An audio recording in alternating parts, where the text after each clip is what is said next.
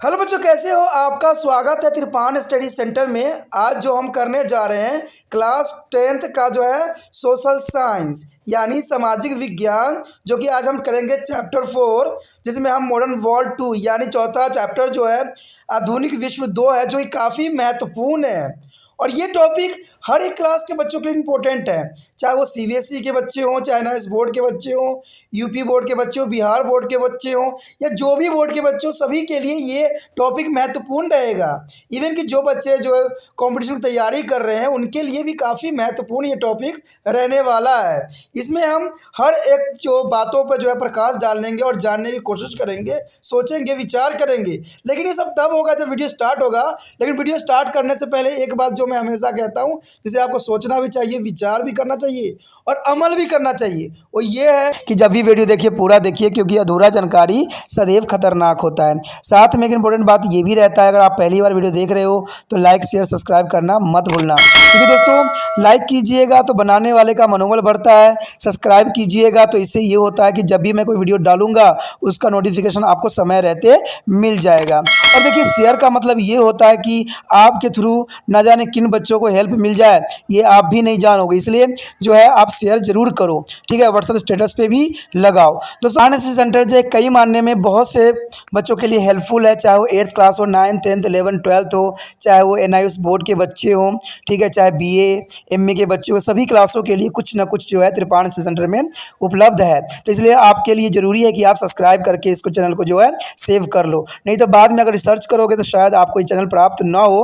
तो इसलिए सोचना नहीं, विचार नहीं करना है, सब्सक्राइब करके जो है अपने पास सेव करना है। दोस्तों ये तो बात था आपके लिए, लेकिन अब देखते हैं हमारा आज टॉपिक क्या है।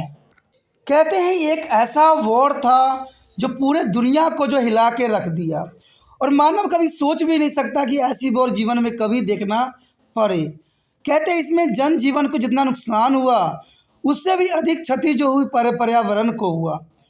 और इस युद्ध ने एक बात तो बता दिया कि युद्ध कभी भी सही नहीं होता है आम जीवन के लिए। और कहते हैं ये युद्ध इतनी विनाश किया जिसकी जो है कल्पना भी करना संभव नहीं था। दोस्तों हम यह बात जो कर रहे हैं आज प्रथम विश्व युद्ध की। कहते हैं प्रथम विश्व युद्ध वो ऐसा युद्ध था जो जान माल के साथ जो है हमें पर्यावरण को भी बहुत नुकसान पहुंचाया, और इंसानों ने इसे सबक नहीं लिया। इंसानों ने, कहते हैं जब कुछ गलतियां होती है तो इंसानों को उससे सीख मिलती है। और इंसान की बात तो छोड़िए, इंसान तो इसमें कहीं भी हस्तक्षेप नहीं रहता है, मेन रहते हैं बड़े बड़े लीडर सब। और लीडरों को ये बात समझ कभी नहीं आई है कि कभी भी युद्ध जो होता है उनके समाज के लिए, उनके प्रजा के लिए और उनके देश के लिए कभी हितकर नहीं होता है, और युद्ध सदैव ही विनाश का कारण बनता है। और ये सारी बातें प्रथम विश्व युद्ध में देखने को हमें मिला। और प्रथम विश्व युद्ध इतनी भयंकर थी, कहते हैं कोई भी विशेषज्ञ इस बात पे कल्पना नहीं कर सकते कि ये युद्ध कभी दोबारा कभी हो। लेकिन फिर भी जो 20 साल के बाद दोबारा युद्ध दोहराया गया और सेकेंड वर्ल्ड वॉर हुई, और वही गलती आधुनिक युग में भी किया जा रहा है। 21वीं शताब्दी में भी वही गलती अब दोहराया जा रहा है, जो यूक्रेन के साथ युद्ध यहाँ पर छेड़ा गया है। और कहते हैं कई साल हो गए हैं युद्ध चलते हुए, लेकिन अभी तक कोई विराम का कोई चिन्ह भी नज़र नहीं आया। तो इन्हीं सभी बातों पर हम यहाँ प्रकाश डालेंगे और जानने की कोशिश करेंगे हर एक पहलू के, जिसमें प्रथम विश्व युद्ध होगा। तो आप बने रहे त्रिपान स्टडी सेंटर के साथ, तभी आपको पूरा समझ में आएगा। और हर एक वीडियो जो है देखना आपको चाहिए, और आप समझ जाओगे कि world war first second third में क्या क्या हुआ। तो यहाँ पर मैं थर्ड की बात कर रहा हूँ, तो आने वाला समय में आपको थर्ड का भी वीडियो मिल ही जाएगा, क्योंकि थर्ड वर्ल्ड वॉर जो हो रहा है अभी प्रेजेंट में ही हो रही है, और ये होगा भी। कहते हैं ये तो सिर्फ सुलगाया गया है, एक चिंगारी डाली गई है, अभी तो पूरे आग लगना बाकी है। और यही बात यहाँ पर प्रथम विश्व युद्ध में जो कंडीशन पैदा हुआ, वही 21वीं शताब्दी में भी यानी आज के समय में भी पैदा हो रहा है। वही सिचुएशन, वही कंडीशन, वही लालसा। तो चलिए अधिक बात ना करके हम देखें प्रथम विश्व युद्ध किन कारणों से शुरू हुआ और इसका परिणाम क्या निकला और इससे दुनिया को क्या मिला। यदि हम बात करें प्रथम विश्व युद्ध की, कहते हैं औद्योगिकरण और उपनिवेशवाद और साम्राज्यवाद ने एशिया अफ्रीका में उपनिवेश की उनकी संपत्ति पर यूरोपीय देशों के बीच तीव्र प्रतिद्वंदता शुरू कर दी। यानी देखा जाए तो प्रथम विश्व युद्ध के कहीं ना कहीं कारण का जो सूत्रपात हुआ वो औद्योगिकरण के कारण हुआ, उपनिवेशवाद के कारण हुआ और साम्राज्यवाद के कारण हुआ। अब देखिए औद्योगिकरण, औद्योगिकरण का अर्थ होता है जो अपने उत्पादन में अधिक से अधिक वृद्धि करना। यानी उस समय इंग्लैंड जो था, कहते हैं पूरे देश से सभी देशों को जो है उपनिवेश बना के वहाँ से कच्चे पदार्थ हासिल करता था और उससे मैन्युफैक्चर करके जो है उन्हीं देशों में भेज देता था। क्यों भेजता था? क्योंकि उनके पास अधिक टेक्नोलॉजी थी, और टेक्नोलॉजी रहेगी तो आप सोचिएगा अगर मैंने सामान बना लिया, क्या हम स्वयं तो यूज़ नहीं कर सकते ना, किसी न किसी देश में तो हमें भेजना पड़ेगा और वहाँ से अपने फ़ायदा उठाना पड़ेगा। तो इंग्लैंड ने ही यही बात किया। इंग्लैंड ने साम्राज्यवाद की नीतियों को अपनाया और कई देशों को जो है उपनिवेश बनाया और अपने औद्योगिकरण के जो समय था उसका सामान जो है पूरे देशों में बेचा। तो आप समझ गए होंगे कि औद्योगिकरण क्या होता है, उपनिवेश क्या होता है। जैसे भारत को भी अंग्रेज़ों ने 250 साल तक जो है उपनिवेश बना के रखा, और साम्राज्यवाद का मतलब यही होता है कि अपना साम्राज्य जो है किसी देश में जाके स्थापित करना। और इस समय जो है हर देश इसमें प्रतिद्वंद्विता शुरू हो गई। हर कोई जो है किसी न किसी देश को जो है अपना उपनिवेश बनाना चाहता था और अपना जो है माल खपाना चाहता था। जैसे आज के समय देखिए चाइना जो है सारे अपना माल जितने भी होते हैं वो इंडिया में खपाना चाहता है, ठीक है। इवन कि अमेरिका भी यही करने के फिराक में है, क्योंकि उनको पता है कि उनके पास सारे संसाधन हैं और इंडिया में अभी संसाधन की कमी है। और देखा जाए तो इंडिया वाले भी वही गलती कर रहे हैं जो उस समय अंग्रेज किया करते थे, यानी जो है विदेशों वालों को भारत में आमंत्रित करना। ऐसे ही राजा महाराजाओं ने भी किया। और आपको पता है कि हमारी राजनीति ऐसी है जहाँ पर तू मैं हमेशा होती ही रहती है। तो वही बात होगी, घर घर का भेदी लंका ढाए, तो लंका ढह जाएगा ऐसे चक्कर में, क्योंकि हमारे देश में पार्टियों में एकता नहीं रहती है। कोई भी घटना घटती उनमें एकता तो रहती नहीं है, सब अपना उल्लू सीधा करने में लगे रहते हैं। और ऐसा ही हुआ था जब राजा महाराजाओं के टाइम था, वहाँ पर मंत्री जो थे अपने आप को राजा बनाने के फेर में रहते थे और इस वजह से देश से गद्दारी किए और देश जो है 250 सालों तक जो है गुलामी की जंजीरों में जकड़ गया। और वही कंडीशन आज भी देखने को हमें मिल रहा है, राजनीतिक में दिख रहा है। तो चलिए जो भी है, हमें इस पर अधिक नहीं जानना है। हमें तो ये पता है कि हमारा देश जो है उपनिवेश फिर से बनने में अग्रसर है, क्योंकि विदेशी लोग जो है भारत में आमंत्रित हो रहे हैं और यहाँ पर अपना फैक्ट्री लगा रहे हैं। तो जर्नल सी बात है, यहाँ के लोग जो है मजदूर बनेंगे और वहाँ के लोग जो है मालिक बनेंगे। तो हो गया वही सिस्टम जो पुराने समय में था। तो यही हर देश की लालसा होती है। भारत ये कभी नहीं किया कि दूसरे देशों में जो है अपना फैक्ट्री लगाए। अगर ऐसा होता तो भारत शायद आज जो है कहाँ तक पहुँच जाता, इसका कल्पना अभी नहीं कर सकते। लेकिन भारत तो सिर्फ इस्तेमाल करना जानता है दूसरे देशों के बना हुआ सामान।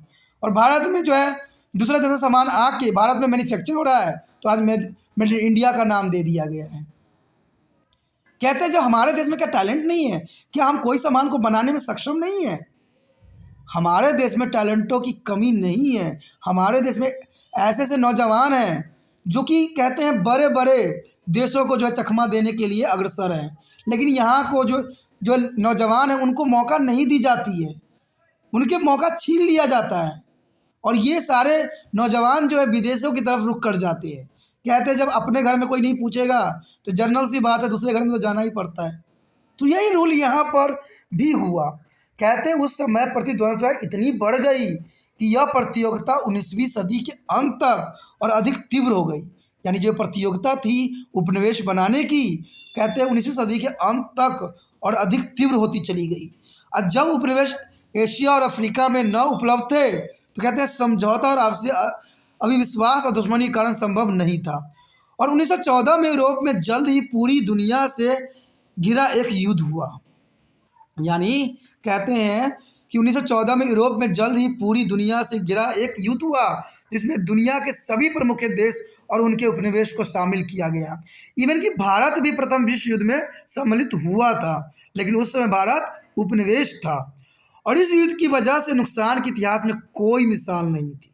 यानी इतना नुकसान हुआ जिसका इतिहास में कहीं भी कोई जिक्र नहीं थी। और इतिहास में पहली बार के लिए जो है धृत राज्यों के सभी संसाधन जुटाए गए थे और इसमें उनकी सेना, नौसेना, वायुसेना शामिल किया गया था। नागरिक आबादी को धनाधूर बमबारी की वजह से जबरदस्त संख्या में दुर्घटना का सामना करना पड़ा।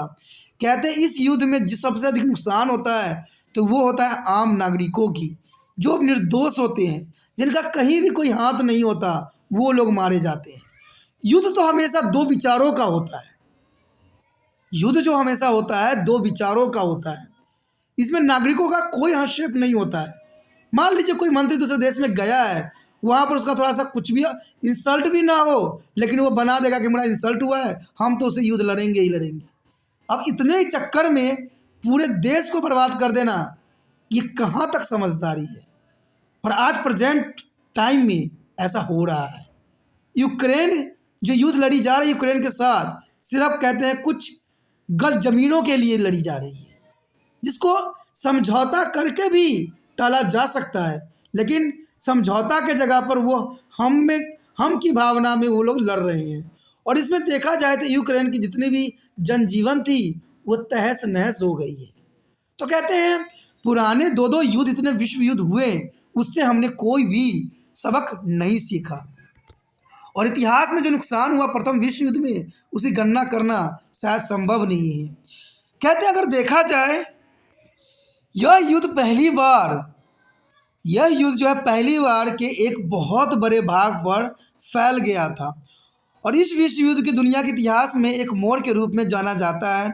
और यह अचानक घटी घटना नहीं थी, बल्कि सेना के विकास और 1914 से पहले से चल रहे विस्तार की चरम सीमा थी।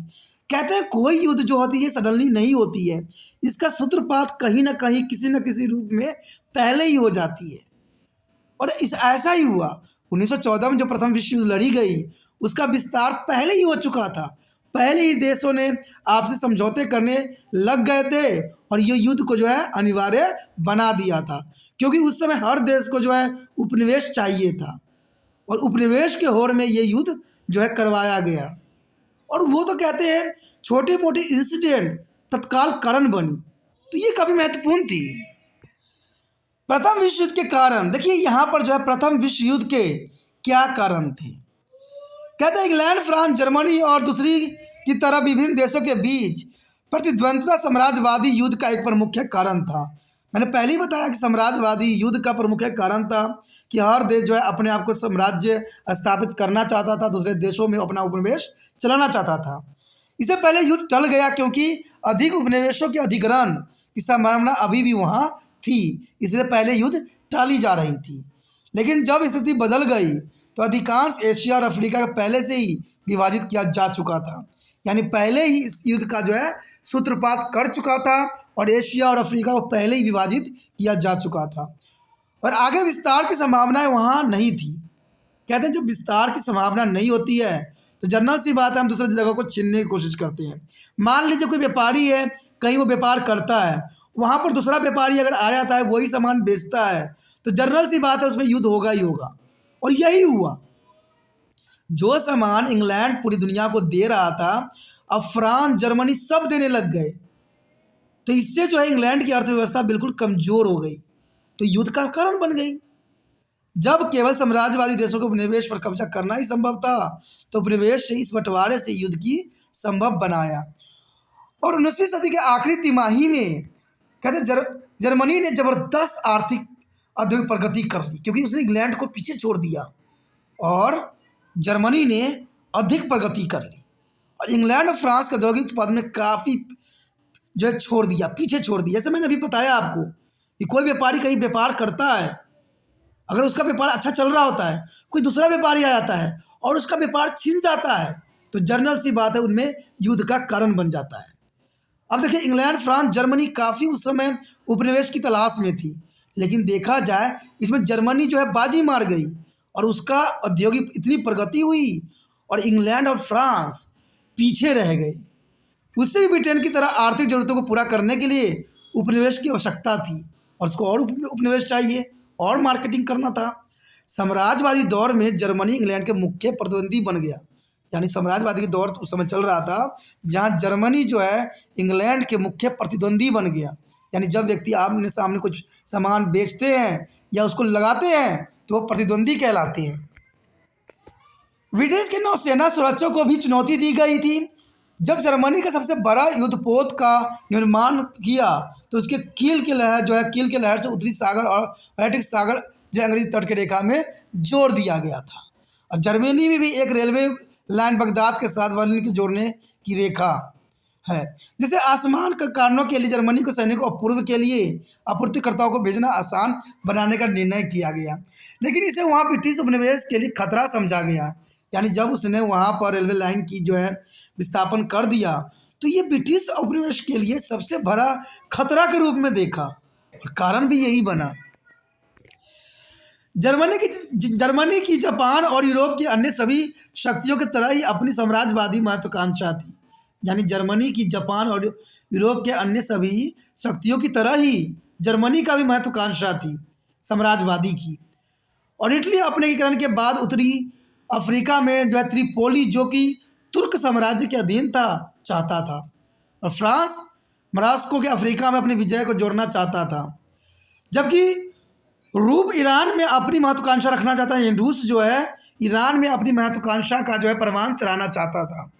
जापान के सुदूर पूर्व में उसकी महत्वाकांक्षा थी, यानी जापान का जो इंटरेस्ट था सुदूर में था, जहां वह 1905 में जो है रूस और जापानी युद्ध के बाद उसके प्रभाव विस्तार करने में सक्षम हो चुका था। ऑस्ट्रिया ऑटोमन साम्राज्य में उसकी महत्वाकांक्षा थी, यानी ऑस्ट्रिया का जो था ऑटोमन साम्राज्य में उसकी महत्वाकांक्षा थी, जबकि अमेरिका संयुक्त राज्य अमेरिका एवं शक्तिशाली राष्ट्र के रूप में उभर रहा था। यानी उस समय अमेरिका कुछ भी नहीं कर रहा था, वो सिर्फ अपने आप को पावरफुल शक्तिशाली बना रहा था। उसकी मुख्य दिलचस्पी के लिए व्यापार की स्वतंत्रता की रक्षा के रूप में थी। यानी अमेरिका सिर्फ व्यापार की रक्षा के रूप में अपना वहाँ दायित्व निभा रहा था। अमेरिका किसी देश को उपनिवेश नहीं बना रहा था उस समय, वो तो कहते संसाधनों को जुटा रहा था, इसलिए वह एक तेज गति से बढ़ रहा था। संसाधनों को जुटा के अपने आप को पावरफुल अमेरिका बना रहा था, और किसी भी महान शक्ति के प्रभाव के विस्तार कहते विश्व शांति के लिए एक बहुत बड़ा खतरा साबित हो सकता था। यानी विस्तार जो है विश्व शांति के लिए सबसे बड़ा खतरा का सबब बना। प्रथम विश्व युद्ध के अंतर्गत जो हमारा अगला टॉपिक आया है गठबंधन की प्रक्रिया। ये काफ़ी महत्वपूर्ण बात है कि गठबंधन की प्रक्रिया जो थी प्रथम विश्व युद्ध में मुख्य तौर पे देखने को हमें मिली। कहते हैं अधिक कॉलोनियों के लिए विरोध और टकराव ने जो है साम्राज्यवाद शक्तियों का सहयोगी दलों के लिए देखने के लिए प्रेरित किया, और 1882 में जर्मनी, ऑस्ट्रिया, इटली ने ट्रिपल अलायंस पर अपनी विरोधी शक्ति के खिलाफ आपसी सैन्य सहायता की संधि पर हस्ताक्षर किया। यानी 1882 में जो है जर्मनी, ऑस्ट्रिया और जो है इटली ने ट्रिपल अलायंस पे हस्ताक्षर किया गया। तो आप समझ सकते हो युद्ध का सूत्रपात बहुत पहले ही हो गया था, और इंग्लैंड, रूस और फ्रांस ने 1907 में ट्रिपल अनंत पर हस्ताक्षर किए गए। तो ये महत्वपूर्ण थी। दो परस्पर शत्रुपूर्ण विरोधी समूहों के उद्भव और यूरोपीय शक्ति के बीच तनाव और संघर्ष ने यूरोप को दो गुटों में उस समय विभाजित कर दिया, और इन देशों में एक दूसरे के घातक हथियार रखने के चाहने जो है हथियारों के उत्पादन की दौड़ का नेतृत्व भी किया गया। यानी इस समय घातक हथियार रखने की एक होड़ सी लग गई, क्योंकि उनको पता था कि आने वाला समय में अगर अपना वर्चस्व हासिल करना है तो है इसके लिए हथियार भी ज़रूरी है। और आपसी नफरत और संदेह ने शांति की वातावरण को समाप्त कर दिया, क्योंकि आपसी नफरत, अब देखिए अभी के समय प्रेजेंट टाइम में यूक्रेन के साथ जो युद्ध हो रहा है एक्चुअली में युद्ध जो है निजी हो रहा है। इसमें सिर्फ जो है यूक्रेन की और जो कहते हैं दोनों देशों की आपसी युद्ध है। कोई इस युद्ध में कोई नागरिक का कोई इसमें महत्वपूर्ण स्थान नहीं है, या कोई नागरिक के लिए नहीं लड़ा जा रहा है, ये सिर्फ अपनी महत्वाकांक्षा के लिए ये निजी युद्ध है। तो उस समय भी ऐसा ही हुआ कि आपसी नफरत और संदेह ने शांति के वातावरण को समाप्त कर दिया, क्योंकि जब नफरत करोगे एक दूसरे से और तो आप नेता हो तो जर्नल सी बात है कि ये पूरे विश्व को, पूरे देश को ले डूबेगा। कहते हैं विश्व तो बाद की बात है, पहले तो आपका देश ही ले डूबेगा। तो ऐसा ही हुआ। नेताओं के आपसी मतभेद के कारण प्रथम विश्व युद्ध को जो है सूत्रपात किया गया और इस बात का स्पष्ट प्रचार भी किया गया कि अगर युद्ध हुआ तो पूरे यूरोप जो है युद्ध में डूब जाएगा। यानी ये आशंका पहले से ही जताई जा रही थी, क्योंकि पहले से उन्होंने जो है गठबंधन की प्रक्रिया शुरू कर लिया था और उनको पता था कि जो देश एक साथ रहेंगे उनकी विजय संभवतः होगी ही होगी। इसलिए आपको पता है कि युद्ध में जो है दो ध्रुव बनाया गया, एक जो था मित्र राष्ट्र, एक था ध्रुवी राष्ट्र। तो इन्हीं के कारणों से जो है युद्ध का जो है सूत्रपात हुआ। उसके पश्चात हमारे समक्ष आता है प्रथम विश्व युद्ध के अंतर्गत अगला पॉइंट जो है पान स्लैब आंदोलन और बल्काना राजनीति। ये काफ़ी महत्वपूर्ण घटना थी। पान स्लैब आंदोलन और बल्काना राजनीति काफ़ी महत्वपूर्ण थी। अगर इसकी बात करें तो देखा जाता है इसमें कि पूर्वी यूरोप के बल्काना क्षेत्र में ग्रीस, रोमानिया, बुल्गारिया, सर्वेरिया, मोंटेनेग्रो और कई अन्य छोटे राज्य शामिल थे। यानी यूरोप के बल्काना क्षेत्र में कई राज्य सम्मिलित थे, जैसे ग्रीस, रोमानिया, बुल्गारिया और सर्वेरिया और मोंटेनेग्रो। कहते हैं मूलतः ये राज्य तुर्क साम्राज्य या तुर्की के शासक के नियंत्रण के अधीन थे। यानी ये सारे के सारे राज्य जो थे तुर्की साम्राज्य या तुर्की के शासक के अधीन थे। और 20वीं सदी के शुरुआत में तुर्क साम्राज्य में गिरावट शुरू हुई। यानी तुर्क साम्राज्य तो वो काफ़ी गिरावट महसूस की गई, यानी राज्य का जो है पतन होने लग गया। ऑस्ट्रिया और रूस समेत कई यूरोपीय शक्ति इन क्षेत्रों में पैर जमाने के लिए पहुंची। अब देखिए, ऑस्ट्रिया और रूस जो था तुर्की पे अपना जो है वर्चस्व स्थापित करना चाहता था। यानी यूरोपीय शक्ति इस क्षेत्र में अपना पैर जमाने के लिए अग्रसर थे। बात तब और जटिल बन गई जब इन राजाओं के अधिकांश में लोगों ने राष्ट्रवाद का पुनरुत्थान हुआ। लेकिन इसी क्षेत्र में जो है राष्ट्रवाद ने जन्म ले लिया और राष्ट्रवाद जन्म होने के कारण जो है बहुत ही उनके लिए घातक सिद्ध हुआ। उन्होंने स्लैब कहा जाता था क्योंकि वो लोगों को स्लैब कहते थे और वह पूर्वी यूरोप देशों में कई राज्यों में बिखरे हुए थे। यानी ये संगठित नहीं थे, बिखरे हुए थे। और इन्होंने एक राष्ट्रीय आंदोलन शुरू कर दी। यानी इन्होंने इसके विरुद्ध एक राष्ट्रीय आंदोलन शुरू कर दिया और इसको पान स्लैब आंदोलन कहा जाता है। अपने आप को बचाने के लिए आंदोलन करना स्वाभाविक थी और इस आंदोलन को जो है पान स्लैब आंदोलन के नाम से जाना जाता है। और इनकी मुख्य मांग थी जो है साइबेरिया, क्योंकि साइबेरिया जनसंख्या के तहत एक स्लैब राज्य था। यानी देखा जाए साइबेरिया जो थी एक स्लैब, ठीक है, राज्य थी। साइबेरिया का रूस द्वारा समर्थन भी किया गया था। साइबेरिया का रूस ने इसका समर्थन भी किया था, जबकि ऑस्ट्रिया ने साइबेरिया और उनके राष्ट्रीय आंदोलन का विरोध किया था। क्योंकि ऑस्ट्रिया का तो सिंपल सी बात है, उस पर कब्जा करना था, तो विरोध इस आंदोलन में करेंगे ही करेंगे। लेकिन रूस ने इसमें समर्थन किया, ये भी बात इंपॉर्टेंट थी। इसे रूस और ऑस्ट्रिया के बीच जो था तनातनी हो गई। अब देखिए, ये सूत्रपात्र थी। कहते हैं साइबेरिया रूस का समर्थन किया कि साइबेरिया ने इस जो है पान स्लैब आंदोलन अच्छा किया, लेकिन ऑस्ट्रिया इस बात के समर्थन में खिलाफ था, इस विद्रोह के खिलाफ था। इसलिए आप देखिए रूस और ऑस्ट्रिया के बीच जो है काफ़ी प्रतिद्वंद्विता का जो है होड़ शुरू हो गई। यानी प्रतिद्वंद्विता का मतलब होता है कि आपके सामने जो है प्रतिद्वंदी है, यानी प्रतिद्वंदी के रूप में वो जो है खड़ा हो गया रूस के सामने ऑस्ट्रिया। ऑस्ट्रिया मजबूत साइबेरिया राज्य था, लेकिन देखा जाए उस समय ऑस्ट्रिया जो था मजबूत साइबेरिया राज्य था जो अपने विस्तार की महत्वाकांक्षा में बंधा नहीं रहता था। यानी महत्वाकांक्षा में बंधा नहीं रहता था।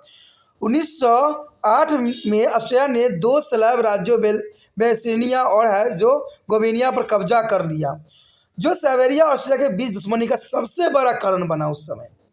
यानी ऑस्ट्रिया ने, क्योंकि इसका महत्वाकांक्षा ही था पूरे विश्व में अपना राज्य स्थापित करना, और ऑस्ट्रिया ने 2 स्लैब राज्य बेसिनिया और हेर्ज़ेगोविना पर जो है कब्जा कर लिया और इस वजह से साइबेरिया जो था ऑस्ट्रिया के बीच दुश्मनी शुरू हो गई। और 1912 से 1914 के बीच में 4 बल्कान राज्यों में स्वतंत्रता के लिए तुर्क सम्राट के खिलाफ युद्ध लड़े गए। अब देखिए 1912 से लेकर 14 तक, यानी देखा जाए तो बहुत कम समय काल है, लेकिन इसी समय काल में 4 बल्कान राज्यों में स्वतंत्रता के लिए 4 युद्ध लड़े गए हैं। लेकिन इसमें देखा जाए तो तुर्की हार गया। तुर्की जो थी यहाँ पर हार हुई।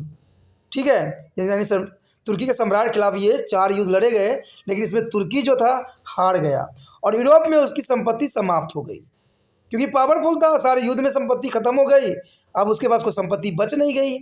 और ऑस्ट्रिया ने जल्दी से सर्बिया की महत्वाकांक्षा के खिलाफ अल्बानिया के एक स्वतंत्र राज्य की स्थापना कर दी, यानी महत्वाकांक्षा नहीं, क्योंकि आपको पता है, आपने भी देखा होगा कि हमारे देश में भी जो है राज्यों का बंटवारा होने लग जाता है। आपने देखा ही होगा बिहार 2 राज्य में कन्वर्ट हो गया, किस किस में आपको पता ही है, झारखंड और बिहार में कन्वर्ट हो गया। इवन कि अब जम्मू कश्मीर को भी 2 भागों में बांट दिया गया है, आपको पता ही है। हैदराबाद भी अब 2 भागों में बट गया है।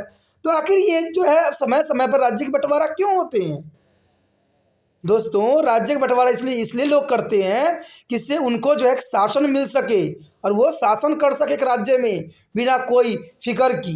अब मान लीजिए एक राज्य है, पहले अगर राज्य रहा होगा बिहार और जो है झारखंड का, तो एक मुख्यमंत्री होगा, लेकिन अब देखा जाए 2 हो गया, यानी 2 को शासन मिल गया। तो अपनी महत्वाकांक्षा के लिए ये लोग जो है राज्यों की बंटवारा करने में ही अपना समझदारी समझते हैं, लेकिन वो कहते हैं राज्य की बंटवारा करने में कभी समझदारी नहीं है। अब समझदारी कैसे हो सकती है? अब देखिए, ये बात पे मैं जो है प्रश्न उठाता हूँ कि दिल्ली में पानी इतनी गंदी है और वहाँ के लोग पीने में मजबूर है, लेकिन हरियाणा में पानी साफ है।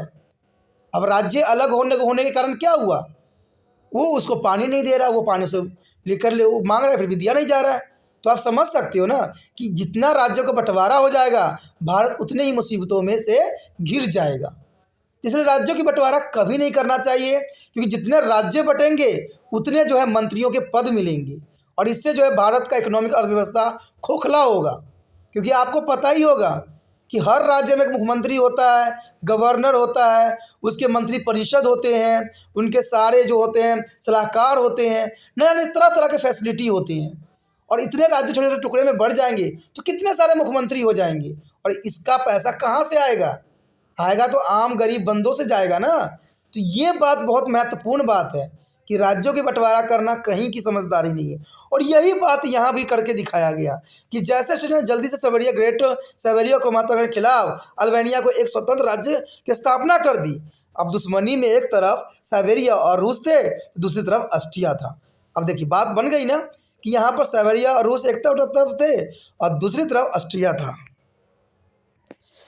जैसा कि आप 1914 के दौर देख सकते हैं कि यूरोप में माहौल विस्फोटक था। माहौल जो थी इतनी गर्माश ही गई जो कभी भी विस्फोट हो सकता था, कभी भी जो है युद्ध का रूप धारण कर सकता था। और इस पृष्ठभूमि के खिलाफ फ्रांसिस फर्डिनांड ऑस्ट्रेलिया के सिंहासन के लिए बारिश एक राज्य की यात्रा पर सरबोसोस वेनेनिया की राजधानी के लिए गए और वो अपनी कार के नीचे उतर ही रहे थे कि एक साइबेरिया युवा के द्वारा 28 जून 1914 को उनकी हत्या कर दी। अब देखिए, एक साइबेरिया युवा के द्वारा, लेकिन अगर आप इसकी तह तक पहुंचोगे ना तो एक साइबेरिया वो युवा नहीं रहा होगा, उसका लिंक कहीं ना कहीं राजनीतिक नेताओं के साथ 100% होगा, क्योंकि वो तो युद्ध करवाना चाहते थे। और इससे अच्छा माहौल कैसे गरमा सकता है? इसमें जो है देखिए ऑस्ट्रिया के सिंहासन के वारिस यानी राजकुमार की हत्या, ये तो आम बात नहीं थी। अब ऑस्ट्रेलिया के सिंहासन के बाद अब ऑस्ट्रेलिया कैसे चुप रह सकता है जब उसकी जो है राजकुमार की हत्या कर दिया गया, यानी 28 जून 1914 को उनकी हत्या कर दी गई। और वो भी देखिए यहाँ पर सिर्फ एक वर्ड दी गई है, एक सिरवैया युवा के, युवा मतलब आम बंदा। लेकिन देखा जाए अगर आप इसकी विस्तार से अगर इसका अध्ययन करोगे तो आपको एमए के सब्जेक्ट में पता लगेगा कि ये आम युवा नहीं था, इसका लिंक नेताओं के साथ था, क्योंकि वो लोग तो सिर्फ युद्ध के कारण तलाश रहे थे और ये सबसे बड़ा कारण बना। और कहते हैं उसकी हत्या कारण जो आर्थर फ्रांस की हत्या युद्ध का तत्कालीन कारण बन गया। अब देखिए, आर्थर फ्रांसिस फेडरस की हत्या युद्ध का सबसे बड़ा तत्कालीन कारण बना, यानी ऑस्ट्रेलिया के सिंहासन के वारिस राजकुमार की जब हत्या कर दी गई 28 जून 1914 में, तो इस समय जो है तत्कालीन विश्व युद्ध का सबसे बड़ा सूत्रपात बना दिया। और ऑस्ट्रिया के साइबेरिया को अपने राजकुमार की हत्या के लिए जिम्मेदार ठहराया गया। यानी ऑस्ट्रिया ने साइबेरिया को जो है इसकी हत्या का जिम्मेदार ठहराया। लेकिन यहाँ पर बताया गया सिर्फ एक युवक ने हत्या किया। अब क्योंकि आपको पता है कोई भी जो बड़े बंदे वो तो हत्या करने जाएंगे नहीं, तो ये ऑस्ट्रिया ने साफ बता दिया कि साइबेरिया के अपने राजकुमार की हत्या के लिए जिम्मेदार बताया और उसने विभिन्न शर्तों के साथ एक अंतिम चेतावनी दी थी। अब वो अंतिम चेतावनी क्या थी? इसमें रूसी मदद का आश्वासन दिया गया। सर्वेयस ने अल्टीमेट स्वीकार करने से इनकार कर दिया, लेकिन जो दिया गया अल्टीमेट वो स्वीकार करने से उसने साफ मना कर दिया। अब ऑस्ट्रिया जो था इस पर काफ़ी भड़क गया और सीमा पर अपने सैनिकों के जो जुटाने शुरू कर दिए। और 28 जुलाई 1914 को ऑस्ट्रिया ने साइबेरिया पर युद्ध की घोषणा कर दी। ये 28 जुलाई 1914 पहला युद्ध का सूत्रपात था प्रथम विश्व युद्ध के। और ऑस्ट्रिया ने साइबेरिया पर युद्ध की घोषणा की और 1 अगस्त 1914 में जर्मनी के रूस पर युद्ध की घोषणा की गई। अब देखिए हर एक देश ने दूसरे देश पे जो है युद्ध की घोषणा कर दी, लेकिन इसका सूत्रपात कहाँ से हुआ? प्रथम विश्व युद्ध के जो है ऑस्ट्रिया के राजकुमार की हत्या से। तो ये बात काफ़ी महत्वपूर्ण है कि ऑस्ट्रिया के जो है राजकुमार की हत्या से, और इसका दोषी किसको माना गया? सर्बिया को माना गया। और इसी वजह से साइबेरिया को जो अल्टीमेट दिया गया ऑस्ट्रिया के अंतर्गत, लेकिन साइबेरिया ने इसे स्वीकार नहीं किया और इसी कारण जो है इस समय जो है सीमा पर लगाना शुरू किया और युद्ध का सूत्रपात हो गया। कहते 28 जुलाई 1914 में ऑस्ट्रिया ने साइबेरिया पर युद्ध की घोषणा की। यानी ऑस्ट्रिया ने साइबेरिया पर युद्ध की घोषणा कर दी और 1 अगस्त 1914 जर्मनी रूस पर युद्ध की घोषणा कर दी। जर्मनी ने रूस पर अटैक कर दिया और 3 अगस्त 1914 में जर्मनी ने फ्रांस पर युद्ध की घोषणा कर दी। जर्मनी ने फ्रांस पर। अब जर्मनी सैनिक ने बेल्जियम में प्रवेश किया और इंग्लैंड में जर्मनी पर युद्ध की घोषणा अगस्त 1914 में कर दी। अब सब देश एक दूसरे पर अटैक करना शुरू कर दिए और इस प्रकार यूरोप में एक छोटी सी घटना में सभी देशों को शामिल होने के से युद्ध से जल्द ही विश्व युद्ध का आकार ले लिया। यानी देखिए छोटी सी घटना जिसमें समझौता भी की जा सकती थी, जिसमें कुछ बात से जो उसको टाला भी जा सकता था, लेकिन ये विश्व युद्ध का जो है कारण बना दिया। कहते हैं अगला पॉइंट अत्यंत महत्वपूर्ण है प्रथम विश्व के अंतर्गत कि प्रथम विश्व युद्ध की कार्यविधि। अब प्रथम विश्व युद्ध के कार्यविधि किस प्रकार थी, इस पर हम प्रकाश डालेंगे। और ये समय काल था जो था 1914 से लेकर 1918 तक। कहते हैं 9 अगस्त 1914 में जो विश्व युद्ध शुरू हुआ वो नवंबर 1918 तक जारी रहा। यानी ये समय काल काफ़ी महत्वपूर्ण थे और नवंबर 1918 में ये ख़त्म हुआ। और इस अवधि के दौरान कई महत्वपूर्ण लड़ाइयाँ लड़ी गई, जैसे 1914 मार्नो की लड़ाई, 1916 में बैडू की जो है शतरंज सेमों की लड़ाई और जो है जूटो लैक्स की लड़ाई। तो ये काफ़ी महत्वपूर्ण लड़ाइयाँ इस समय लड़ी गई। कहते हैं 1917 जो है 1917 वर्ष 2 महत्वपूर्ण घटनाओं ने देखा गया। यानी वर्ष 1917 वर्ष के 2 महत्वपूर्ण घटनाओं को देखा गया। इस युद्ध में संयुक्त राज्य अमेरिका की प्रविष्टि थी, यानी दूसरे नंबर में रूस का इस युद्ध से अलग होना। देखिए इसमें महत्वपूर्ण बात है कि इसमें संयुक्त राज्य अमेरिका भी अपने अंडर आना चाहता था इस युद्ध के अंतर्गत, और दूसरी नंबर में जो है रूस इस युद्ध से अलग होना चाहता था। 1915 में एक ब्रिटिश यात्री जहाज लुइसियाना के जर्मनी के यू बोट की डुबा दिया। अब देखिए अब कारण कहाँ से कहाँ बना। एक ब्रिटिश यात्री जहाज लुइसियाना के जर्मनी के यू बोट की डुबा दिया, जिसमें 128 अमेरिकी नागरिक यात्रा कर रहे थे। अब ये सूत्रपात था पावरफुल अमेरिका का एंट्री की। अब उनकी हत्या हो गई थी। अमेरिकी सेनेट ने इसे बहुत गंभीरता से लिया। यानी अमेरिका में एक दल है, उसे सेनेट के नाम से जाना जाता है। अगर आप बीए आगे करोगे तो सीनेट के बारे में पूरी इन्फॉर्मेशन आएगी, ठीक है। तो अमेरिका में सीनेट जो था महत्वपूर्ण दल था, जो सारे रूल रेगुलेशन वहाँ बनाया जाता है। यानी सीनेट का कार्य होता है कि सारे रूल रेगुलेशन बनाए जाते हैं, और सीनेट ने इस बात को बहुत गंभीरता से लिया। और एक शक्तिशाली राष्ट्र बनने के अलावा जर्मनी अमेरिका स्वच्छता के लिए खतरा पैदा कर सकता था। यानी जर्मनी अमेरिका स्वच्छता के लिए जो है अमेरिका का वर्चस्व के लिए एक खतरा पैदा कर सकता था। और इसके अलावा संयुक्त राज्य अमेरिका हथियार और गोला बारूद का एक प्रमुख आपूर्तिकर्ता बनता जा रहा था। अमेरिका सदैव ही यही कार्य किया है। वो प्रत्यक्ष रूप से सामने नहीं युद्ध करता, वो हमेशा किसी भी देश को हथियार बना के अटैक करता है। जैसे आप यूक्रेन को भी आप समझ सकते हो, यूक्रेन तो बहुत छोटा था और युद्ध तो पहले ही ख़त्म हो जानी थी, लेकिन अमेरिका के सहयोग के कारण आज जो है ये काफ़ी पावरफुल बनता जा रहा है। और ये पावरफुल कहते हैं यूक्रेन नहीं बन रहा है, पावरफुल अमेरिका बन रहा है, क्योंकि वो सिर्फ गोला बारूद दे रहा है और जैसे चाहे युद्ध जीता जाएगा वो सभी संसाधनों पे कब्जा कर लेगा। और यही कहानी जो था प्रथम विश्व युद्ध में भी वो ऐसा ही कर रहा था। वो अमेरिका जो है, इसके अलावा संयुक्त राज्य अमेरिका हथियार और गोला बारूद का एक प्रमुख आपूर्तिकर्ता बनता जा रहा था। यानी वो सिर्फ हथियार दे रहा था कि वो हथियार से वो युद्ध करे और दूसरे राष्ट्र को जो है ख़त्म करे। कहते हैं युद्ध की निरंतरता के कारण अमेरिका के आर्थिक लाभ में काफ़ी वृद्धि हो गई। यानी इस समय देखिए काफ़ी महत्वपूर्ण था। कहते ये समय होता है जब कोई भी राष्ट्र पावरफुल बनता है, और अमेरिका ने क्या किया, सारे हथियार गोला बारूद जो है राज्यों को देने स्टार्ट कर दिए और उनसे जो है मुनाफा कमाना शुरू कर दिया। और निरंतर के कारण अमेरिका के आर्थिक लाभ में काफ़ी वृद्धि हो गई। और इन सब के ध्यान में रखते हुए उसने युद्ध में शामिल होने का फैसला भी कर लिया, क्योंकि उसने क्या किया, धीरे धीरे सारे पैसे संपत्ति जो है इकट्ठा कर लिया। दूसरी बड़ी घटना रूस का युद्ध से अलग होना, यानी दूसरी बड़ी घटना थी कि रूस का जो है युद्ध से अलग हो जाना। पहली घटना तो अमेरिका के अपनी स्टोरी से समझ ली। कहते हैं 128 लोगों की बदला लेने के लिए इसने जो है युद्ध में नहीं कूदा, वो सिर्फ अपना वर्चस्व स्थापित करने और जो है विश्व में नंबर 1 बनने के होड़ में उसने ऐसा किया। क्या आपको रूस के 1917 की अक्टूबर क्रांति के बारे में पढ़ा ही होगा। अक्टूबर क्रांति जो है बहुत महत्वपूर्ण रहता है और इसका वीडियो भी है इसमें उपलब्ध, आप देख सकते हो। क्रांतिकारियों की मुख्य मांगों में एक शांति थी। क्रांतिकारी जो थे वो सिर्फ शांति चाहते थे। तो तुरंत लेनिन ने के नेतृत्व में क्रांति के बाद रूस युद्ध के अलग हो गया।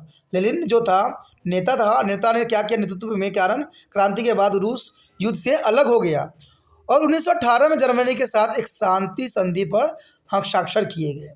अब सोचेगा लेनिन कौन है और लेनिन के बारे में जानिएगा। तो ये 9th क्लास के जो बच्चों के हिस्ट्री के जो टॉपिक है उसमें लेनिन के बारे में विस्तार पूर्वक चर्चा मैं कर चुका हूँ पहले ही, ठीक है। तो उसमें लेनिन जो था वो बहुत ही शांति प्रिय व्यक्ति था और ये युद्ध वो नहीं चाहता था, इसलिए जो था इस युद्ध से अलग हो गया। और 1918 में जर्मनी के साथ एक संधि पर हस्ताक्षर की गई। लेनिन बहुत समझदार था, उसने इस युद्ध से जो है अपने आप को अलग कर लिया और 1918 में जर्मनी के साथ एक संधि पर हस्ताक्षर कर लिया।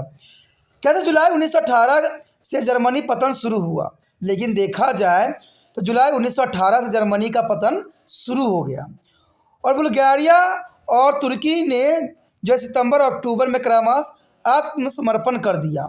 यानी बुल्गारिया और तुर्की ने भी अपने आप को युद्ध से अलग करके जो है आत्मसमर्पण कर दिया।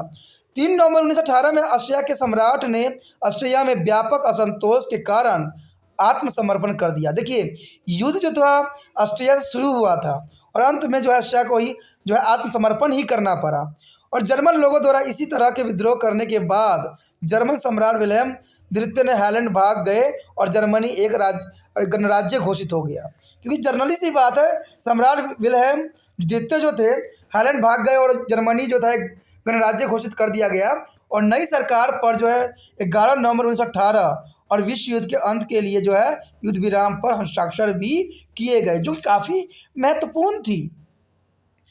युद्ध के दौरान मशीन गन्स, जहर गैस, तरल आग, पानी डूबी और टैंक रूप में कई नए हथियार का इस्तेमाल किया गया। यानी देखा जाए तो ये वो दौर थी जहां पर नए नए हथियारों का जो है सूत्रपात किया गया था और नई रणनीतियों और सैन्य तकनीकी पक्षों द्वारा प्रयोग भी किया गया था। यानी देखा जाए तो ये समय काल था जहां पर लोगों ने हथियार के बारे में बहुत कुछ जाना, बहुत कुछ सोचा और बहुत कुछ समझा। इंग्लैंड ने नौसेना और आर्थिक नाकेबंदी और टैंकों और हवाई हमलों का इस्तेमाल इस समय बेखूबी किया। यानी इंग्लैंड ने नौसेना, आर्थिक नौकेबंदी, टैंक और हवाई जो हमलों का बखूबी इसमें बहुत इस्तेमाल किया और फ्रांसीसियों ने युद्ध में गहरी जो है इस्तेमाल रणनीति की और जर्मनी ने यू नाव और पनडुब्बी का समुद्र में जहाज डुबाने के लिए इस्तेमाल किया। यानी सब ने कुछ ना कुछ जो है इस युद्ध में प्रयोग किया जिससे उनकी वर्चस्व बनाया जा सके। यदि बात करें प्रथम युद्ध के अंतर्गत प्रथम विश्व युद्ध के तत्कालीन परिणाम, आखिर प्रथम विश्व युद्ध के तत्कालीन परिणाम क्या देखने को मिले। कहते हैं प्रथम विश्व युद्ध के दुनिया के सबसे विनाशकारी और भयावह घटनाओं के रूप में देखा जा सकता है, यानी विनाशकारी और भयंकर युद्ध के रूप में देखा जा सकता है। इसमें निर्दोष नागरिक सहित 1 लाख लोगों को उनके जीवन से हाथ धोना पड़ा। नागरिक सहित 1 लाख लोगों को जो है जीवन से हाथ धोना पड़ा। अधिकांश यूरोपीय देशों में बड़े पैमानों पर संपत्ति का नुकसान हुआ। संपत्ति का नुकसान तो कहते हैं आम बात थी, सबसे अधिक नुकसान यहाँ पर हुआ तो वो हुआ पर्यावरण को। कुल खर्च 180 अरब डॉलर के जो है चौंका देने वाले आंकड़े का अनुमान लगाया गया था। देखिए 180 अरब डॉलर को जो है इसमें नुकसान हुआ, जिसके परिणाम स्वरूप अधिकांश देश की अर्थव्यवस्था टूटने लगी और चारों तरफ सामाजिक तनाव, बेरोजगारी और गरीबी फैल गई। क्योंकि जर्नल सी बात है 180 अरब डॉलर अगर इसमें खर्च होगी और जनजीवन नुकसान होगा तो कैसे जो है अर्थव्यवस्था जो है टूटेगी नहीं। जर्नल सी बात है, सामाजिक तनाव आएगी, बेरोजगारी बढ़ेगी और गरीबी तो फैलेगी फैलेगी। जनवरी से जून 1919 के बीच मित्र देश की शक्तियां वर्साई के महल में सम्मेलन में मिले थे, यानी मित्र शक्ति जो थी वर्साई के महल में सम्मेलन में मिले थे, जिसमें पेरिस को पराजित और शक्तियों की भविष्य तय करना था, यानी पराजित शक्तियों का भविष्य तय करना था। हालांकि लगभग 27 देशों के प्रतिनिधियों ने सम्मेलन में भाग लिया और निर्णय ब्रिटेन, फ्रांस और संयुक्त राज्य अमेरिका राज्यों के प्रमुख के द्वारा लिया गया। यानी देखा जाए तो इसमें जो है मेन उभर के जो यहाँ पर देश आया वो निर्णय लिए गए, ब्रिटेन ने लिया, फ्रांस ने लिया और संयुक्त राज्य अमेरिका ने इस पर निर्णय लिया। रूस को बाहर रखा गया था और पराजित शक्तियों को इसमें भाग लेने की अनुमति नहीं थी और मित्र राष्ट्रों ने पराजित शक्तियों के साथ विभिन्न संधियों पर हस्ताक्षर भी किए, जिनमें सबसे महत्वपूर्ण वर्सल की संधि पर जर्मनी के साथ हस्ताक्षर किए गए थे और ऑस्ट्रिया के साथ सेंट जर्मन के संधि और तुर्की के साथ कार्य करने की संधि थी। वर्सल की संधि से जर्मनी राजनीतिक और आर्थिक सैन्य रूप से बिखर गया, क्योंकि वर्सल की संधि जो थी, वर्सल की संधि महत्वपूर्ण थी और ये जर्मनी राजनीतिक और आर्थिक रूप से काफ़ी बिखर गया। जर्मनी को आक्रमणकर्ता का दोषी ठहराया गया था और युद्ध के लिए जो है मुआवजे के रूप में पैसों की एक बड़ी राशि भुगतान करने के लिए कहा गया। ये बहुत काफ़ी महत्वपूर्ण थी, क्योंकि जो देश हार गए थे उनको दोषी ठहराया गया और उनको मुआवजा के लिए बहुत बड़ी रकम देने को कहा गया। अलेक्सिस और लैरन को फ्रांस में 1871 में मिला लिया गया था। फ्रांस में जो है अलेक्सिस और लैरन को जो है फ्रांस में मिला लिया गया। और देखा जाए तो इंग्लैंड, फ्रांस और जर्मनी के बीच एक गैर सैन्यकरण किया हुआ और मित्र देशों की शक्तियों के नियंत्रण के अंतर्गत लाया गया था और कोयला समुद्र द्वारा घाटी 15 साल के लिए फ्रांस को दे दिया गया, क्योंकि इससे फ्रांस को काफ़ी लाभ हुआ। जर्मन सेना को भंग किया गया था और जहाज़ों को डुबा दिया गया और केवल 1 लाख सैनिकों को जो है प्रतिबंधित किया गया था। जर्मनी को उसके सभी उपनिवेश को वंचित कर दिया गया, यानी जर्मनी को सारे उपनिवेश से वंचित कर दिया गया और यूरोप में उसके बहुत से प्रदेशों को जो है बेल्जियम और पोलैंड को दे दिए गए। तो ये महत्वपूर्ण बात था। और सेंट जर्मन के संधि में ऑस्ट्रिया ने हंगरी को अलग कर दिया गया और हंगरी को एक स्वतंत्र राज्य बना दिया गया था। ऑस्ट्रिया को हंगरी और स्वतंत्रता इसलिए प्रदान की गई थी कि उसे अपने प्रदेशों के लिए हिस्से में चेकोस्लोवाकिया, रोमानिया और यूगोस्लाविया को देने के लिए बाध्य किया गया। अब देखिए ये बात बहुत काफ़ी महत्वपूर्ण था कि ऑस्ट्रिया से हंगरी की स्वतंत्रता इसलिए प्रदान की गई थी क्योंकि उससे जो है चेकोस्लोवाकिया और रोमानिया और यूगोस्लाविया ये तीनों राज्य देने के बाध्य किया गया और ये तीनों जो राज्य थे बहुत महत्वपूर्ण थे और इन्हीं तीनों को लेने के कारण जो है दूसरा युद्ध भी लड़ा गया, जिसके बारे में हम आगे चर्चा करेंगे। दूसरा विश्व युद्ध, और दूसरा विश्व युद्ध का कारण यही 3 राज्य बने। कहते सर्वस की संधि ने तुर्क साम्राज्य का पतन कर दिया और इसे कुछ राज्यों को जो है जान देश के रूप में मित्र देशों को अधिकार में दे दिया गया, क्योंकि इससे जो हुआ वो मित्र देशों को ही फायदा हुआ और मित्र देश को सभी जो इम्पोर्टेंट जगह थी वो मिल गया। उदाहरण के लिए फिलिस्तीन और जो मेसोपोटामिया फ्रांस ब्रिटेन और जो है सीरिया को दे दिया गया। सीरिया को जो है दे दिया, फिलिस्तीनिया और मेसोपोटामिया फ्रांस ब्रिटेन और सीरिया को दे दिया गया। मित्र देश इन देशों के तब तक देखेंगे जब तक कि आत्मनिर्भर नहीं बन जाते। अब देखिए इसमें भी बहुत बड़ी बात थी, इन्होंने ये बात कहा कि जब तक ये उनको देखेंगे जब तक वो आत्मनिर्भर नहीं हो जाएंगे। आपको लगता है कि कोई देश उस देश में राज्य कर रहा हो और उसको आत्मनिर्भर बनाने के अग्रसर हो? संभव ही नहीं है। युद्ध और शांति संधियों ने दुनिया के विशेष रूप से यूरोप के राजनीतिक नक्शों को ही बदल दिया। कहते हैं कभी महत्वपूर्ण बात रहती है, अगर कहीं युद्ध होता है या कुछ प्रॉब्लम आती है तो कहते हैं दुनिया में जो है नक्शा ही बदल जाता है। जैसे आप देखिए भारत का भी नक्शा कुछ और था, लेकिन जब पाकिस्तान जो है बंटवारा के लिए मांग किया तो भारत का नक्शा ही बदल गया।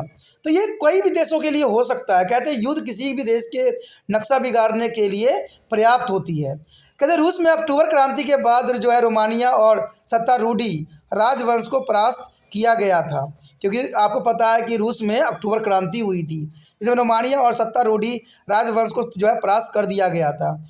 और युद्ध के अंत के द्वारा जर्मनी और ऑस्ट्रिया का जो है होलजोलर राजवंश हेल्गवर्ग राजवंश को हटा दिया गया, यानी राजवंश की जो है यहाँ पर समाप्ति हो गई। गणराज्य सरकार की स्थापना किया गया और 1922 में क्रांति के बाद तुर्की में भी राजशाही समाप्त कर दिया गया, यानी तुर्की में भी राजशाही सदैव के लिए समाप्त हो गया। पराजित शक्तियों के लिए गए प्रदेशों में दो नए राज्य जो है चेकोस्लोवाकिया और यूगोस्लाविया को बनाया गया। देखिए पराजित शक्तियों के लिए एक प्रदेश में दो राज्य जो है चेकोस्लोवाकिया और यूगोस्लाविया को बनाया गया। हंगरी एक स्वतंत्र राज्य के रूप में उस समय उभरा, यानी हंगरी जो था एक स्वतंत्र राज्य के रूप में उभरा। और एस्टोनिया, लिथुआनिया और लात्विया और फिनलैंड स्वतंत्र राज्य के रूप में उभर के सामने आया। रोमानिया और पोलैंड के राज्यों को आकार बढ़ा दिए गए। रोमानिया और पोलैंड के राज्य के आकार जो है काफ़ी बढ़ा दिया और इससे यूरोप के अधिकांश राज्यों की सीमाओं में बदलाव कर दिया गया। तो ये काफ़ी महत्वपूर्ण बात थी और यह स्पष्ट था कि पराजित शक्तियों के साथ किए गए शांति समझौता और असामान्य जबरदस्ती पराजित शक्तियों पर थोपे गए समझौता थे। ये तो आप भली भांति जानते हो कि ये जो जबरदस्ती और असामान्य समझौते थे और इसको कोई देश नहीं मान रहा था, क्योंकि इससे इनका अर्थव्यवस्था कमज़ोर पड़ रही थी। इवन कि कहते हैं बहुत से रकम जो है देशों को चुकाने के लिए भी कहा गया जो पराजित देश थे, और कई राज्यों को उनसे छीन भी लिया गया। और यही सब कारण बना दूसरे विश्व युद्ध का भी, जहां हिटलर ने अपना और जो है बहुत ही महत्वपूर्ण योगदान दिया इस युद्ध के लिए, और इसने युद्ध लड़ा और कहते हैं इस युद्ध में बहुत ही विनाश हुआ, जिसके बारे में हम आगे पढ़ेंगे। ठीक है, कि हिटलर की वहाँ पर जो नीतियाँ थी वो काफ़ी महत्वपूर्ण थी। और देखा जाए तो लेनिन का भी महत्वपूर्ण महत्वाकांक्षा था, जिसके बारे में हम जो सेकेंड विश्व युद्ध के अंतर्गत बात करेंगे। कहते बिना विमर्श जो है विचार विमर्श किए हुए थे, क्योंकि सारे समझौते जो थोपे गए थे उन पे वो बिना विचार विमर्श किए, क्योंकि आपने अभी पर जाना भी है कि जब ये मीटिंग हो रही थी तो पराजित देशों को उसमें सम्मिलित नहीं किया गया। मित्र राष्ट्रों ने अपनी मनमर्जी की सारी बातें बनाई और उनको जो है पराजित देशों को जो है समझौता जो है ज़बरदस्ती थोप दिया गया। युद्ध के अंत में यूरोपीय वर्चस्व के अंत और सोवियत संघ और संयुक्त राज्य अमेरिका के जो है प्रमुख शक्तियों के रूप में उद्भव भी देखा गया। यानी इसमें जो है दो मेन राष्ट्र उभर के सामने आए। यूरोपीय वर्चस्व के अंत को जो है सोवियत संघ ने फायदा उठाया और संयुक्त राज्य अमेरिका के प्रमुख शक्ति के रूप में उद्भव का सामने आया। और इसी अवधि में एशिया अफ्रीका के देशों में भी राष्ट्रीय आंदोलन को मजबूती बनते देखा गया। यानी देखा जाए तो इस युद्ध ने एशिया अफ्रीका के देशों में भी राष्ट्रीय आंदोलन को मजबूती बनते देखा गया। और इससे पहले भी नवंबर 1918 में युद्ध समाप्त होता तो कहते हैं अमेरिकी राष्ट्रपति वुडरो विल्सन ने एक शांति कार्यक्रम प्रस्ताव भी किया, जिसे विल्सन के 14 सूत्रों के रूप में जाना जाता है। और इसका सबसे महत्वपूर्ण बात दुनिया में शांति और सुरक्षा बनाए रखना था। देखिए सबसे महत्वपूर्ण बात होता है शांति और सुरक्षा स्थापित करना, लेकिन जब कहते हैं हम जो है बम और गोली और बारूदों के ऊपर खड़े हैं तो शांति और सुरक्षा की बात नहीं की जा सकती, क्योंकि कहते हैं बड़े बड़े परमाणु बम हथियार जो होते हैं किसी भी कंडीशन से कभी भी रिएक्ट कर जाते हैं, तो आप शांति की बात वहाँ पर नहीं कर सकते। भारत सदैव ही इन खतरों को जो है आगाह पूरा विश्व को करता आया है और ये बहुत ज़रूरी भी है। और इस प्रस्ताव के आधार पर लीग ऑफ नेशन जो 1920 में स्थापित किया गया वो काफ़ी महत्वपूर्ण थी। चलिए देखते हैं कि लीग ऑफ नेशन में जो 1920 में स्थापित किया गया आखिर किस बातों की तरफ इशारा करता है। देखिए यहाँ पर आ गया लीग ऑफ, कहते हैं लीग ऑफ जो था 1920 में स्थापित प्रथम अंतर्राष्ट्रीय लीग संगठन जिसका मुख्य कार्यालय जिनेवा में रखा गया था। यानी लीग ऑफ जो 1920 में स्थापित किया गया ये अंतर्राष्ट्रीय लीग संगठन था जिसका कार्यालय जो था जिनेवा था। इसका मुख्य उद्देश्य दुनिया में शांति और सुरक्षा बनाए रखना है। कहते हैं दुनिया में सुरक्षा और शांति तब स्थापित होगी जब ऐसे ऐसे भयंकर युद्धों से जो दुनिया बची रहेगी। भविष्य के युद्ध को रोकने के लिए अंतर्राष्ट्रीय सहयोग को बढ़ावा देने और अंतर्राष्ट्रीय विवादों को शांतिपूर्ण ढंग से निपटाने और सदस्य देशों में श्रमिक की स्थिति में सुधार करना था। अब देखिए हर देश का जो सोच होती है वो अच्छा ही होता है, लेकिन ये सोच ज़मीनी हकीकत पर देखने को कभी नहीं मिलता और यही बात आगे बताई गई है। लेकिन दुर्भाग्य से लीग के लिए जिसके लिए वह स्थापित किया गया था युद्ध और संघर्ष को रोकने में विफल रहा। और यह जापान ने 1936 में मंचूरिया पर हमला किया और 1935 में इटली ने जो है इथोपिया पर हमला किया और लीग कुछ नहीं कर सका। तो कहते हैं लीग सिर्फ बनाई गई थी दिखावा के लिए और इसको जो है शांति और सुरक्षा की कोई बात इसमें जो है साबित करके लीग ऑफ ने नहीं दिखाया। तो दोस्तों यही बात यहाँ आता है, किसी को कुछ करके दिखाना होता है। कहते हैं अगर आप कुछ नहीं कर रहे हो, कुछ करके नहीं दिखा रहे हो, इसका मतलब वही देश हो, सिर्फ आप बातों को सिर्फ सुनते हो और करते कुछ नहीं हो। जैसे आपको तिरपान स्टडी सेंटर भी बार बार यही बात कहता है कि अगर तिरपान स्टडी सेंटर को हेल्प करना है, अगर आपको ये वीडियो अच्छा लगता है तभी तिरपान स्टडी सेंटर का हेल्प करना है, तब आप इस वीडियो को जितना हो सके शेयर करने के लिए भी अग्रसर होना होगा आपको, क्योंकि तभी आप हेल्प कर सकती हो। कहते हैं सिर्फ देख लेना, समझ लेना और इसके बाद लीव कर जाना, ये सही नहीं है। कहते हैं अगर कोई चीज़ अच्छा है, सही है, तो कहते हैं दूसरे बच्चे तक पहुंचाने में आप जो तिरपान स्टडी सेंटर का हेल्प कर सकते हो। और यहाँ पर लीग ऑफ की तरह नहीं बनना है कि सिर्फ स्थापित है और करना कुछ नहीं है। कहते हैं जब तक आप भी अग्रसर नहीं होगे तब तक कुछ अच्छा नहीं हो सकता है, ठीक है। और कहते हैं विचारधारा सब अच्छे होते हैं लेकिन अच्छा विचारधारा अच्छा ही होता है।